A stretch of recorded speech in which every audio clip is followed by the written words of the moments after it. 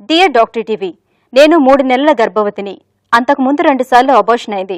Doctor గారు foetus echo చేయమని advice చేశారు. దీనివల్ల ఏం తెలుస్తుంది? ఫీటస్ ఎకో చేయించుకోపోవడం వల్ల అబార్షన్ అయిందా? మీ సలహా ఏంటి తెలియజేయండి అని అడుగుతున్నారు. ఈ ప్రశ్నకు కార్డియాలజిస్ట్ డాక్టర్ కొండలరావు గారు సమాధానం అందిస్తారు.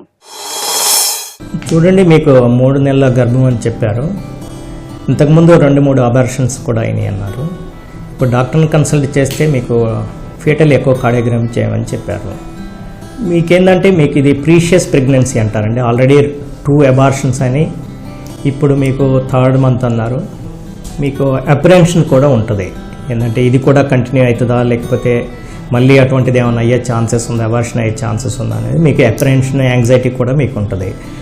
సో డాక్టర్స్ ఏ విధంగా చూస్తారంటే ఎందుకు రికరెంట్ అబార్షన్స్ అవుతున్నాయి అనేది మేము చూస్తామండి.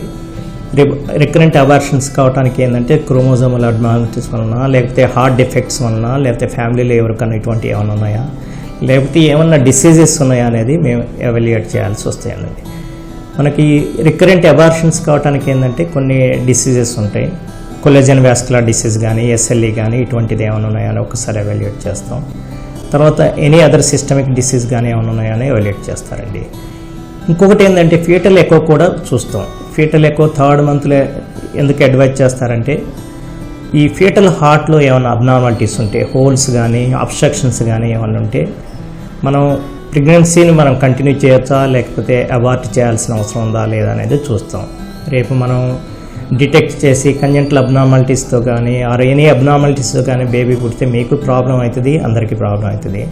సో అందుకనే ఏంటంటే ఎర్లీ డిటెక్షన్ కొరకు ఇవి ఫీటల్ ఎకో చేస్తారు. దాంతోపాటు ఈ ఫీటల్ అబ్నార్మాలిటీస్ ఏమైనా కూడా టెఫ్లాన్ స్కానింగ్ అనేది ఒకటి చేస్తారు. టీఫా స్కానింగ్, TIFFA స్కానింగ్ ఒకటి చేస్తారు.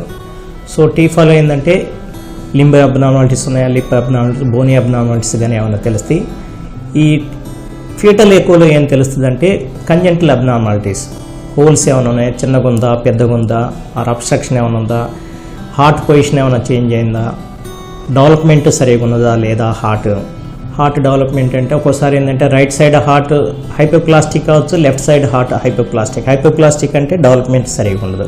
ఇటువంటి వాళ్ళలో ఏంటంటే compulsory they have to go for the abortion. ఎందుకంటే బర్త్ తర్వాత కూడా సర్వైవ్ అయ్యే ఛాన్సెస్ కూడా తక్కువ ఉంటుంది. 3rd మంత్లో ఎందుకంటే మనకి abortions are allowed 3rd to 4th month వరకు. అంటే తర్వాత చేస్తే ఏంటంటే మదర్కి కూడా ప్రాబ్లం అవుతుంది, బేబీ కూడా ప్రాబ్లం అవుతుంది. అందుకనే ఏంటంటే 3rd మంత్లోనే అబ్నార్మాలిటీస్ ఏమైనా ఉంటే డాక్టర్ అడ్వైస్ తీసుకొని ప్రెగ్నెన్సీ కంటిన్యూ చేయాలా లేదా అనేది. ఒక్కోసారి స్మాల్ హోల్స్ ఉంటాయండి. స్మాల్ అంటే ASD, VSD లాంటివి ఉంటే నేను కంటిన్యూ చేయమని చెబుతాను. ఎందుకంటే ఇవి ట్రీటబుల్ కాజెస్. బేబీ కూడా can have the normal life if you take the treatment in the early after the birth తర్వాత ట్రీట్మెంట్ తీసుకుంటే they can have the normal life. So ఈ కంజెంటల్ కూడా మనం ఏంటంటే 2 varieties. Complex congenital heart disease అంటే we'll go for the abortion. Simple congenital heart disease అంటే we'll advise them to continue the pregnancy.